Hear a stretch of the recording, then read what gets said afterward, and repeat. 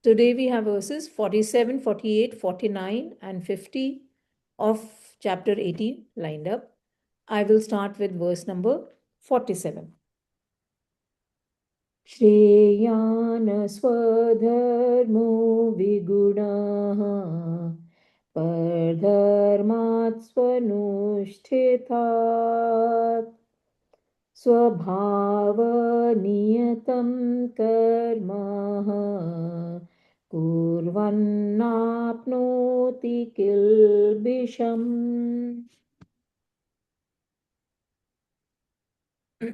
This verse translates to: better is swadharm, one's own duty, though devoid of merit, than pardharm, duty of another, well discharged. Performing action ordained by one's nature, one incurs no sin. Let's take this up word by word. Shreyan. Shreya is better. Shreyan, better than. Swadharm is our duty, which is my essence or my dharm. Our dharm, one's duty. Vigun, without merit. Guna is merit. Vigun becomes without merit. Pardharmat. Pardharm is another's duty. So pardharmat becomes better, than dharma of another person or another. Su anushtitat, that means well discharged. Swabhav niyatam, whatever is my nature or ordained by one's nature. Karm, action. Kurvan is doing. Na, not. Apnoti, incurs.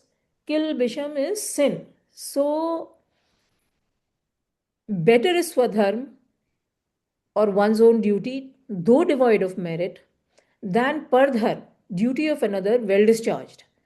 Performing action ordained by one's nature, one incurs no sin. Let's chant it together. श्रेयान् स्वधर्मो विगुणः परधर्मात् स्वनुष्ठितात् स्वभावनियतं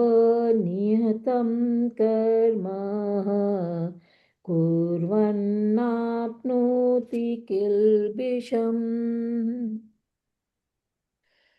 So this verse the first line of this verse is verbatim that of the first line of verse number 25 of chapter 3. I told you that we'll be taking up swadharm, how swadharm is better than pardharm. So this is that same verse. So the first line is picked up, is verbatim from that of the first line of verse 25 of chapter 3, because the essence of the two verses is the same. And verse number 25 of chapter 3 read, better is swadharm, one's own duty, though devoid of merit, than pardharm, duty of another, well discharged. And there the second line was, better is death in swadharm, pardharm is fraught with fear. So dharm is our essence, the nature of an individual, which is actually the manifestation of our vasanas, our inherent tendencies, our nature that leads us to likes and dislikes, or the choices or preferences that we make as we progress or as we live. Interestingly, the vasanas really start manifesting themselves from birth. The moment a child is born, you notice that the child has certain inclinations, has certain likes and dislikes, and the nature of the child. So, the inclination towards, let's say, mathematics and engineering, or maybe to medicine, or maybe to an art form. So, the vasanas start manifesting right from our birth. Now, what we are saying, or what Lord Krishna is saying, is that as an adult, we must choose our vocation in line with our vasanas. This is swadharma. And also, the parents must encourage this. The choosing our vocation in line with our vasanas will lead to prosperity, material, mental peace, and our personality will blossom. Pardharm, or a vocation which is against my vasanas. Now, because I'm working against my vasanas, my progress is retarded. My heart is not in what I'm doing.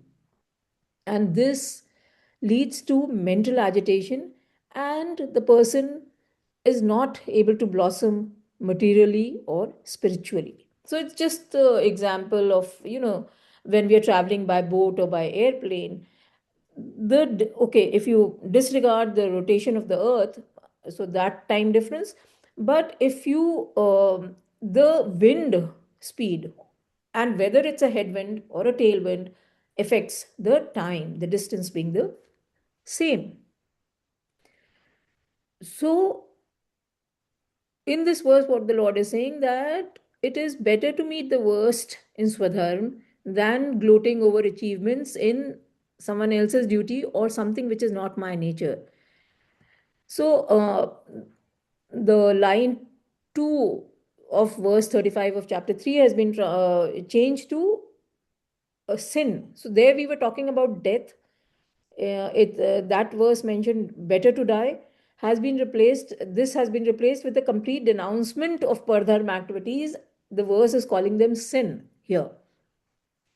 It is sin. Why? Because we are acting not based on our vasanas. Consequently, we are not sublimating our, there's no possibility that we will sublimate our vasanas. That means whatever our desires and our nature is, it will remain. And what are we doing by performing activities which go against our nature or someone else's nature, or definitely not our nature? We will add to our baggage of vasanas and desires. Therefore, it is being called a sin. Now, if we look at the setting, and now we need to keep coming back to the setting in today's set of verses. Arjun was a Kshatriya, and he's talking of retiring from the battlefield and seeking, if you remember the verses of chapter 3 and chapter 2, he wants to go to the forest for meditation. That was not his nature. There was no way that he would have been happy in the forest meditating. He would not have been able to do it because he is a kshatriya by his nature, by his vasanas. So similarly, there is no point employing ourselves in fields which are contrary to our nature. If today we have a commerce mindset, so we are looking for profit, then actually we are not fit for meditation. A Brahmin, meditation is a Brahminic activity. So we need to improve our sattva content. If I sit today with a commercial where I have a Vaishya mindset into meditation, I will feel frustrated. It is only when we prepare ourselves and increase our sattvic content that we'll be able to sit for meditation.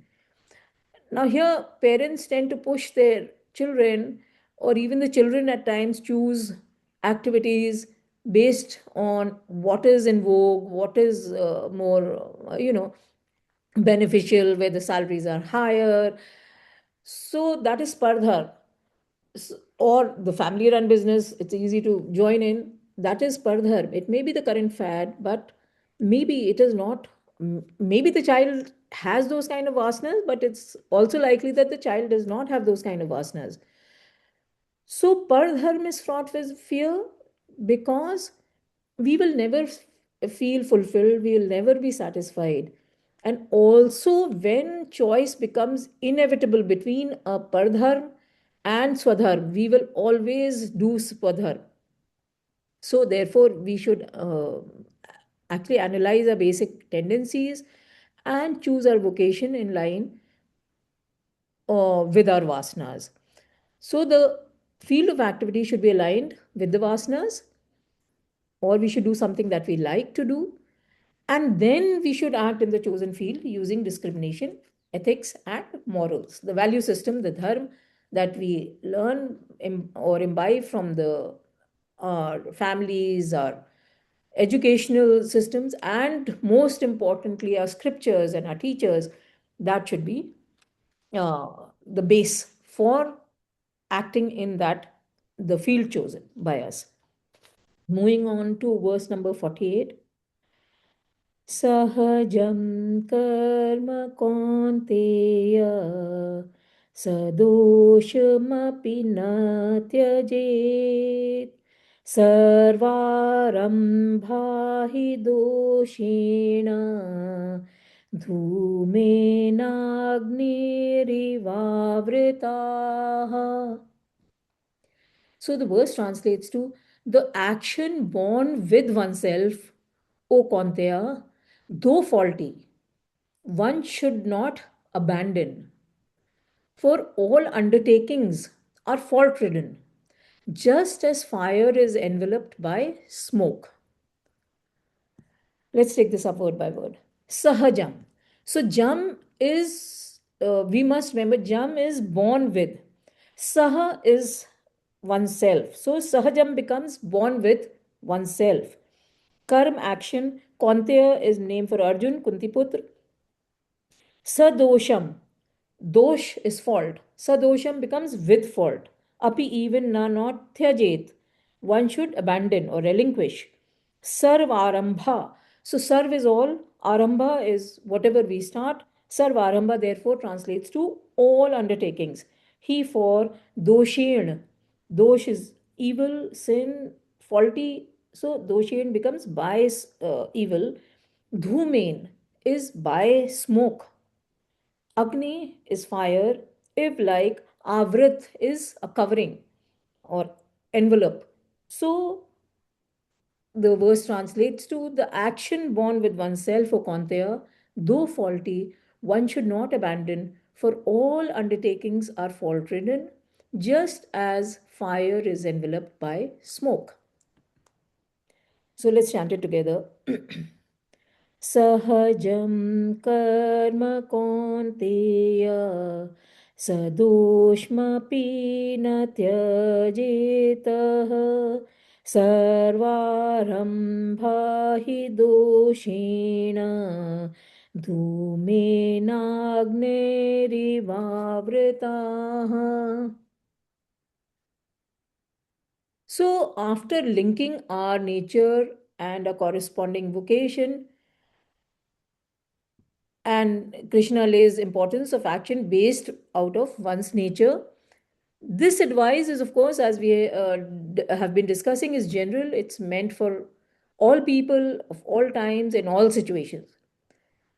Now, Lord Krishna in this verse is saying that even if the work ordained by our existing vasanas, so now we are doing action which are propelled by our own vasanas, which is being referred to as sahajam karma, and he says is faulty, sadosham. So even though the work that we are doing propelled by our own vasanas and it is faulty, we should not relinquish it. Na tyajet. Now sahajam, as we sahajam means one, what we are born with. We must appreciate that there's a lot of difference between what we are born with and what we are born in. Okay, in an environment or in a family, but what we are born with is our vasanas. In life, and or as we act or we perform in our, when we function in the world, there are two forces that control and guide our actions. So one are the impulses which come out of our own temperament, our mental temperament. So I have a tendency towards music. You'll find me humming even if I'm not maybe taking proper classes, but that is my nature. It's an internal temperament. And impulses which come from the environment. Now, that is something that I am born into. So, a business family, or, let's say, gold medalist from IIT, now the pressure on the person being born is to stay up with this, the family, values, you may call it, that everyone was a gold medalist in my family. So there are two things. One is the internal impetus, and the second is the external. What we are required to follow faithfully is our vasanas, even if we are not proficient in the action which the vasanas are calling for. At the same time, we should not give in to the environmental impulses, because vasanas are what we are born with. They are a part of our personality. They are to be lived and lived through. While the environment, the vasana creating environment, is what we are born into. That's really not our personality. So our vasanas have to be lived out and exhausted. And then Krishna says, are not all actions faulty? Why are they faulty? So the word that he uses is sarvarambh, which is all work. This word was used in verse number 16 of chapter 12, where we were advised, that was the Bhakti Yoga chapter, we were advised to free ourselves from doership, and the term that was used was sarvarambha parityagi. So this was, parityagi means renouncer. So renouncer of all undertakings, or free from doership. So there we read that we should think, I mean, it's wrong when our ego propels us to think that we started this, we did this, I constructed this, I topped the class. We are deluded. History tells us that people have come and gone, civilizations have come and become extinct, so have the animal species. So we are just a drop in this divine scheme of things. The true seeker renounces the notion of having started any undertaking by himself or herself, because and is rooted in this Paramatman, knows that the Paramatman is helping the person manifest the vasanas and sublimate them.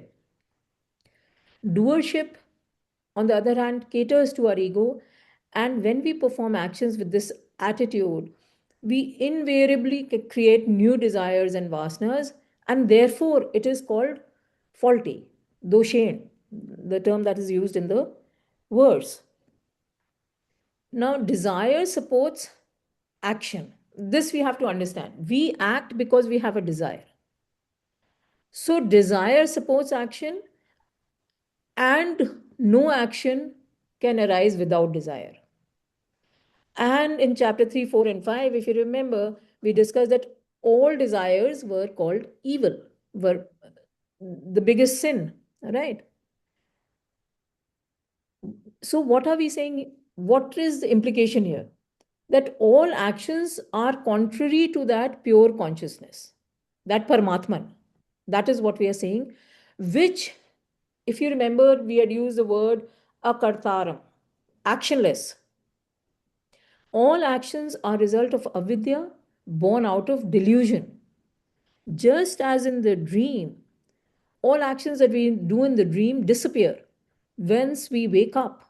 Similarly, when we attain that Paramatman, all the actions that we are doing here will just vanish. And why are they faulty? Because, and why, or faulty or born out of ignorance? See, even if we take the example murders and all, okay, we that's a separate example. But if we take even the example of a very sattvic activity, when a person is meditating, okay, so why is the person meditating? To realize the truth, to realize Paramatman, right? What does that imply? That the person has not realized the truth. That means there is still certain amount of avidya left. So all actions, whether sublime or not, are born out of ignorance. And also, as we act in the world, whether knowingly or unknowingly, we do any action will actually create a lot of is fault ridden. So even when we breathe, we kill millions of microbes. When we cultivate, we destroy many microorganisms. When we succeed in a business, we are killing the competition. When we eat, we are depriving others of food. So it's, but it doesn't mean that we don't do any of these activities, right? But we must be clear that any action is fault ridden. So even swadharma, which entails activity which is according to our vasanas, is not devoid of defects. So Lord Krishna is saying that every undertaking that we take is evil or faulty. Now the comparison of the defects is to a smoke covering the fire. And that is what we have to assimilate here. The, appreciate the metaphor. So smoke is associated with fire. Wherever you have a fire, you will have smoke. And to remove the smoke, so smoke is the fault actually in the comparison. So to remove the smoke, we have to increase the oxygen supply or enable the fire more and more. Then only the smoke will go. So fire cannot be without smoke, but as the fire keeps burning, the smoke starts disappearing. So all actions are smoky or faulty, but as we keep surrendering our ego, the more non faulty our actions become. Thus, as we keep performing the right actions, we keep exhausting our vasanas and our desires, and quicker shall the vasanas, the existing vasanas, the smoke, will be lifted from our personality. And this is the main benefit of Swadharma, that it provides a comfortable and natural path for one's purification and elevation. And I thought I will quote a study here. So let's see how the session goes. We may have to truncate maybe some bit of it, but never mind. I want to take up this study, which was done by Mark Albion, a Harvard professor a professor at the Harvard Business School, and in his book called "Making a Life, Making a Living." It talks of a study in which 1,500 business school graduates from Harvard were tracked over 2 decades, from 1960 to the 1980s. Now, the study was, the sample was chosen, I mean, in response to a survey, and the students were grouped into two categories. Group A was all those people who wanted to make money first and then pursue what they really wanted to do when they had better resources. And group B were those people who intended to pursue their true interests first, and then they were confident that money would eventually come. So, out of 1,500 students, uh, through the survey, 83% of the students were in Group A, where they wanted to first make money and then do what they wanted to do in life. And 17% were in Group B, where they wanted to start with what they want to do in life, confident that money will follow them. So 20 years later, there were a total of 101 millionaires in these two groups. Interestingly, only one came from Group A, people who were chasing money. And 100 millionaires were out of the 255 people in Group B. So the first group had about, 13, 12, 4, 5, 1,245 people, 1 millionaire. The second group, which was following their vasanas, you had 100 millionaires out of 255 people. So the professor concluded that it appears that choosing happiness over money can be a valid business decision. Now, this study proves what Lord Krishna is asking Arjun to do, not to abandon the work that is best suited to his nature, even if it has defects, and to work according to his natural propensity. So, with that, let's move on to verse number 49. असक्तबुद्धि सर्वत्र जितात्मा विगतस्पृह नैष्यकर्मया सिद्धिं परमां sannyasena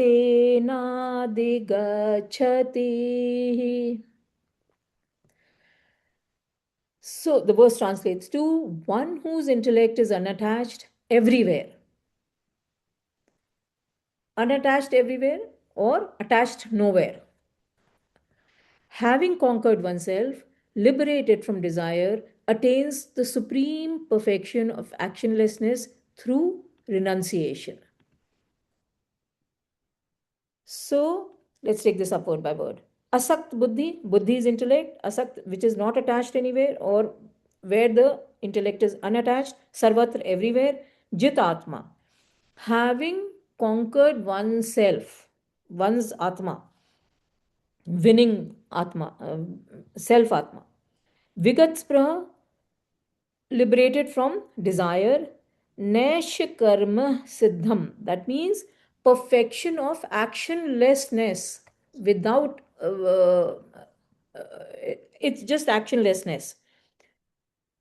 So, perfection of actionlessness, parmam, supreme, sannyasin, by renunciation, adhigachati, attains. So, the verse translates to one whose intellect is unattached everywhere, having conquered oneself, liberated from desire, attains the supreme perfection of actionlessness through renunciation. So let's chant it together. Asakta buddhi sarvatra jitatma vigat spruha nesh karmaya siddhim paramam sannyasena.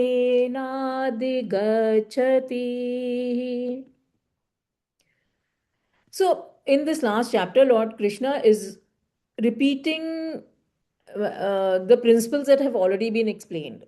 So, it's an executive summary. That is what we mentioned when we started the chapter.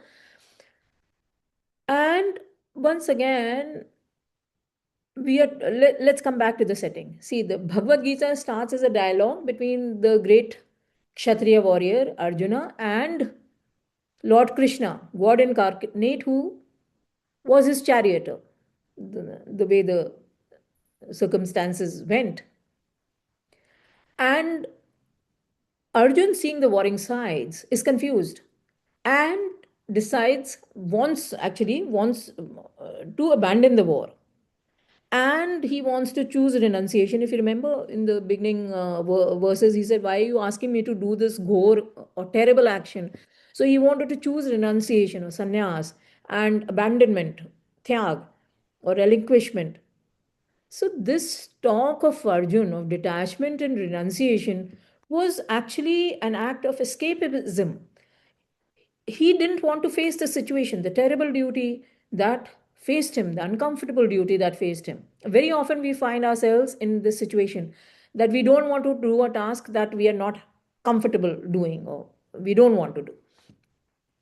And actually, Arjun's sannyas was not a sannyas per se. The sannyas was arising out of attachment to his kith and kin, because when he saw his friends and family on the other side, he wanted to quit.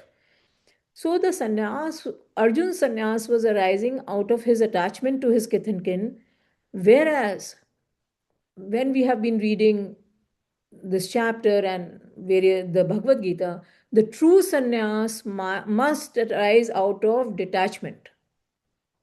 And therefore, Lord Krishna advises Arjun that mere running away from the obligatory duty is not renunciation, and renunciation is not advised for him. And then, of course, then we talked of Swadharm, and the we are now enumerating the benefits of following the Swadharm, right? So, in this verse, what Krishna is saying is that we will reach the state of actionlessness, Nash Karm Siddhim, the state when we stop identifying ourselves with our equipment, body, mind, and intellect, even as we continue to live and function in the world. So this state is reached when we are detached from the world. The world will move, we will move with the world, events and occurrences will happen, we will focus on our duty. Is just the best example I could think of was like when we see the water flowing under the bridge, the water comes and goes, the bridge remains where it is. So just as the water flowing under a bridge enters from one side and flows out from the other, the bridge is neither the recipient of water nor its distributor. It remains affected by the flow. Likewise, a seeker on the path of Karma, what we are discussing now is actually Karma, which we had discussed in chapters 3, 4, and 5. So, when a seeker on the path of Karma does one's duty, but keeps the mind unaffected by the flow of events or circumstances, environment, the seeker focuses only on putting in the best efforts in one's duty, one's actions, and does everything as an act of worship to God and leaves the final outcome to God. So, what happens is you do your best, there is no pressure on you actually. You know, so the seeker is content and undisturbed by whatever happens. The words that we need to look at here are asakt buddhi, unattached intellect, no attachment towards what we perceive, feel, or think. Not only that, no attachment even towards the objects that we perceive, feel, or think of. The only thought is that of Paramatman. Sarvatra, everywhere, at all times, in all places, in all situations, the detachment of the seeker has to be complete. Even trace attachment to a material object will contaminate us, and we should focus on removing it. So, see, when we sit for meditation, when we are somewhat in a sattvic state of mind and we sit in meditation, we are able to remove these external thoughts. So, we are able to practice detachment for a finite period of time, 1 minute or maybe 5 minutes, depending on our capacity. But the moment we start functioning in the world again, we get caught up in the same desires and attachments. So while we were sitting for meditation, we had become liberated. But the moment we contact the world again, we become bound again. So the instructions for us are to remain free from attachment under all conditions of life. Jitatma, conquering oneself by oneself. So, conquering our mind with our intellect. The mind is the first point of contact for our sense organs, which are going out into the world. So, the stimuli enter the mind. The mind should immediately, if is not able to handle, it probably should uh, send the stimuli to the intellect and let the intellect decide what is to be done or not. Okay, so it's just like the child when I facing a situation which the child doesn't know how to handle, will go to the parents or will go to the teacher. So similarly, our mind should be trained to go to our intellect, and our mind should be controlled to that extent, and it should be subdued by the intellect. So it should then do what the intellect tells it to do, and our ego should be removed.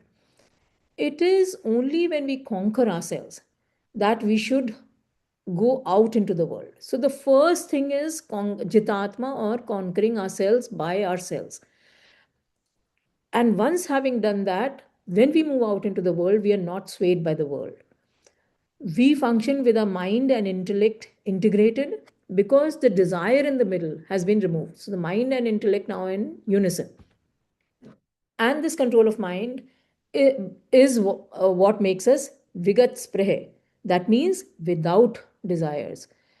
So one is free from the desire to enjoy the pleasure which was experienced formerly. So the past is not a baggage on us, because if we want to repeat the the pleasure or re-experience, it is actually causing agitation. Our mind is occupied by seeking that experience again. So when there are no longings and desires, the mind is steady and firm. So, the same thing. I eat a sweet and I like the flavor. I want to have another one. Now I go looking for it. My mind has become occupied.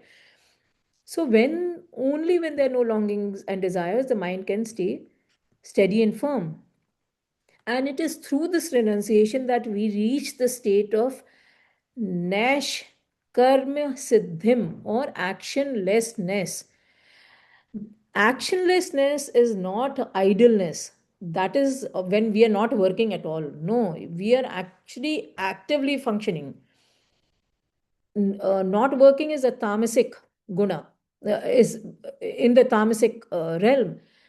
So, repeatedly throughout the Bhagavad Gita, you may recollect, Lord Krishna has been continuously saying to us, and even to Arjun, through Arjun actually, that it is not by abandoning action or by not taking up new action that we become actionlessness. Actionlessness is created by thoughtlessness. That means we don't think of a desire, we don't want to relive an experience. So, actionlessness is caused by thoughtlessness. Thoughtlessness is created by having no desires. That means thoughtlessness is created by desirelessness. And desirelessness is caused because of being without vasanas or vasanalessness. So the other way to look at it is, when we have no vasanas, we will not have desires, there are no thoughts, and there is no action, we become actionless. So, in order to explain the term Nash Karma Siddhim, we have to use the terms that we understand. We understand Vasana, we understand desire, we understand thoughts, we understand action. So, this was an effort there to explain this actionlessness. And he's saying through renouncing, right? So, renouncing what? All causes that propel actions, because all these are actually faulty, which the previous verse covered, right? So we have to renounce this. So, fruit of action, desires, all attachments. Therefore, by relinquishing the fruits of action, all attachments and desires, the seeker becomes vasana-less, desireless, thoughtless, and actionless. This is the state when we revolutionize our own personality and our attitude towards life. And we only think of that Paramatman, the supreme reality. And here I would like to quote verse 2 of Ishopanishad: Kurvanne vehe karmani jiji vishe chatam satam sama evam tvai nanyate tosti na karma lipyate nare, which says constantly, translates to constantly remembering the Lord and acting, wish to live 100 years. There is no other way that your actions will not taint you. Taint you is add to your baggage, bind you, as we have been discussing. Uh, Verse number 50. Can I continue? I'm slightly overshot the time. Is it okay with everyone? Can I continue? Yeah, okay, Deepa, but I have to go at 12. Finish by then? Ha, till Okay. 12. Yeah, I'm taking it as a yes. It's a small verse though. Mhm. I will chant. सिद्धिं प्राप्तो यथा ब्रह्म तथाप्नोति निबोध मे समासेनैव कौन्तेय निष्ठा ज्ञानस्य या पराः. So the verse translates to how one who has attained perfection reaches Brahman. That, in brief, do learn from you, O Kaunteya, the state of supreme knowledge. So let's take this up word by word. Siddhim, perfection. Prapta, obtain. Yatha, how. Brahm is that Paramatman, Tatha that apnoti obtains, makes one's own.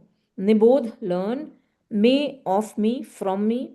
Samasen in brief, Ave also, Kaunte a name for Arjun, son of Kunti, Nishtha perfection, consummation, Jnanasya of knowledge, ya which para supreme. So how one who has attained perfection reaches Brahman, that in brief, do learn from me, O Kaunteya, that state of supreme knowledge. Let's chant it together. Siddhim prapto yatha brahma tathapnoti nibodh me समासेनैव कौन्तेय निष्ठा ज्ञानस्य Ya paraha. So see the last set of verses, we actually covered Karma Yoga. Now in this verse, Lord Krishna is moving on to Jnana Yoga. And in chapter 13, we had Lord Krishna had revealed to us Gyan, knowledge, that pure consciousness, Gyam, that is what is to be known, that pure consciousness, that absolute knowledge from which all other knowledges emerge. So, whatever sciences, spiritual disciplines, whatever we have, all emerge from that pure consciousness. So, we learned Gyam, what is to be known. Gyan Gamyam, that goal of knowledge, what we have to reach, the culmination of all our knowledges, and how there is only one knower of the field, right? There we were talking of Kshetra Gyan Yoga, right? So now the thing is that theory is great. We know all this. We have read it, we know it. The point is that it has to be applied practically. And over the next set of verses, which we will do in the next session, we are actually going to read the values of life that we must try and inculcate. Having said that, I would also like to draw your attention again to the first two verses of the Ishopanishad. So let's just go through it. Second one we just completed, right? I mean, I just quoted, but never mind, we'll do them again. Isha vasyamidam sarvam yat kinch jagatyam jagat tena tyaktena bhunjita ma grida kasya svidh dhanam. That means Ish ka vas hai in, or that Paramatman, that God resides, pervades everything, sarvam, what everything. Yat kinch jagatyam jagat, whatever, whether it's moving or non moving, whatever you see in the world, तेन त्यक्तेन, usko त्याग पूर्वक bhunjita bhogo. That means enjoy all that comes your way, but do it with uh, renunciation. It's not tyag purvak. Okay. Ma gridha kasasvidhanam. Remembering, don't have greed towards what is given to you. Kasvidhanam means whose wealth is it anyway? Meaning two things, it's not yours. That is one. Second, it's all God's. So, what the Lord is saying that what this first verse of Ishopanishad says is that that Lord, that Paramatman pervades everything that we see around us in the universe. Enjoy everything that comes, but in the spirit of sacrifice. Don't have greed. Whose wealth is it anyway? So, this is the path of knowledge, the first verse of the Ishopanishad. Second one, कुर्वन्नेवेह कर्माणि जिजि विशेषत satam samaha. Remembering that God, which was covered in verse number 1, do kurvannevehe, all your actions, karmani, actions here in this world, and then live to be 100 years. Satam samaha is seasons, 100 seasons. Evam tvai nanethe tosti. There is no other way. Na karm lipyate nare. Nare is humans. So there is no other way by which actions lipyate is taint. Actions taint humans. There is no other way. So, this was the path of action. And with that, we conclude our today's session.